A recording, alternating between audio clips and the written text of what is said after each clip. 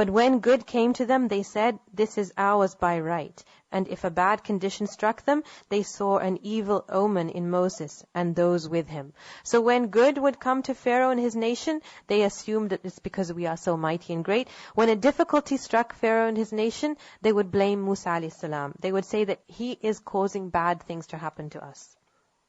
Unquestionably, their fortune is with Allah, but most of them do not know.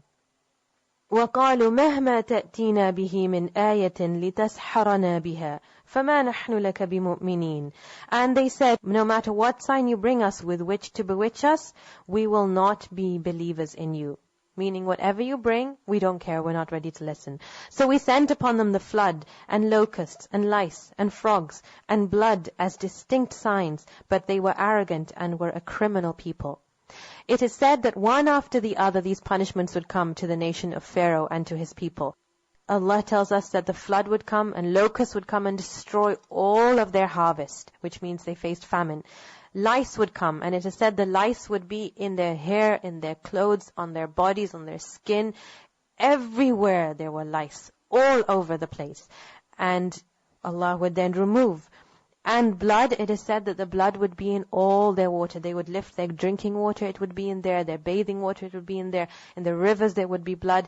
Every water they would touch, there would be blood everywhere. This was a difficulty that they faced. But Allah says still they were arrogant and a criminal people.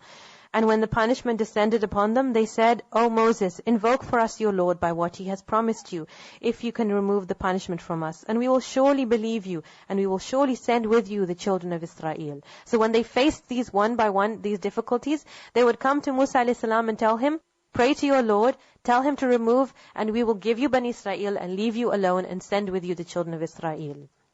But what would happen? But when we removed the punishment from them until a term which they were to reach, then at once they broke their word.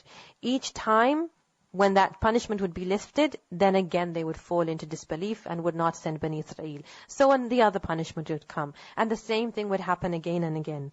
So we took retribution from them, and we drowned them in the sea, because they denied our signs and were heedless of them. So ultimately, after all these reminders, Allah destroyed Pharaoh and his nation.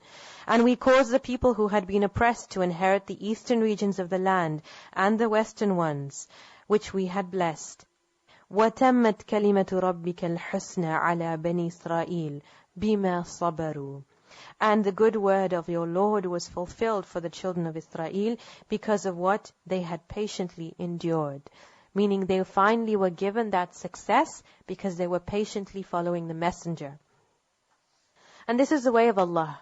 Can a nation, a people, always remain at the top? If you look at history, they fall and a new nation rises. We destroyed all that Pharaoh and his people were producing and what they had been building.